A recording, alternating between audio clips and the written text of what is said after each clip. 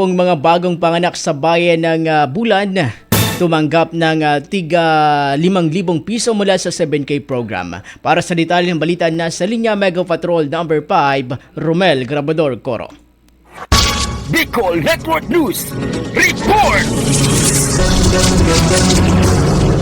Tumanggap ng tigpa 5,000 pesos ang 50 katao sa bayan ng Bulan bilang bahagi ng tulong para sa mga bagong panganak. Ayon sa ulat, ang nasabing halaga ay bahagi ng 7K program ni Governor Edwin Buboy Amor, isang proyekto ng Kapitolyo na layong magbigay ng suporta sa mga mamamayan ng Sorsogon. Ang pamamahagi ng tulong ay isinagawa kamakailan kung saan natanggap ng mga pamilya ng bagong panganak ang tulong pinansyal na nagmula sa kombinasyon ng pondo ng probinsya at lokal na pamahalaan ng Bulan LGU. Samantala, sinabi ni Mayor Romeo Gordola na patuloy nilang isusulong ang mga programa at serbisyo makakatulong sa mga residente ng Bulan. Aniya, ito ay bahagi ng kanilang dedikasyon sa pagbibigay ng suporta sa kanilang nasasakupan. Sa kabilang dako, lubos ang pasasalamat ng mga benepisyaryo ng programa. Ayon sa kanila, ang tulong mula sa 7K program ay malaking ginhawa sa kanilang pangangailangan, lalo na para sa mga bagong silang na sanggol. Dito sa munisipyo ng Bulan, Sorsogon,